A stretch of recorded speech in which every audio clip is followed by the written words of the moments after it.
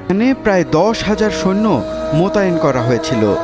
বর্তমানে গ্রিনল্যান্ডে মার্কিন যুক্তরাষ্ট্রের শুধুমাত্র একটি ঘাঁটি আছে, যেখানে প্রায় 200 সৈন্য আছে। কেবল সামরিক ঘাঁটি স্থাপনই নয়, মার্কিন যুক্তরাষ্ট্র সম্পূর্ণ গ্রিনল্যান্ডকেই নিজের কবজায় আনতে চায়। গ্রিনল্যান্ডের প্রতি মার্কিন যুক্তরাষ্ট্রের আগ্রহ দীর্ঘদিনের।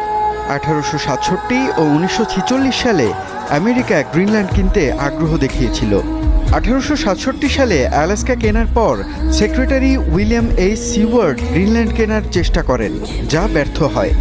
দ্বিতীয় বিশ্বযুদ্ধে ডেনমার্ক নাৎসি জার্মানির দখলে গেলে আমেরিকা 1941 সালে গ্রিনল্যান্ড দখল করে এবং পিটুফিক স্পেস বেস স্থাপন করে, যা এখনও সক্রিয় রয়েছে। 1946 সালে president Harry Truman $100 million Greenland কিনতে চেয়েছিলেন, কিন্তু ডেনমার্ক তা প্রত্যাখ্যান করে।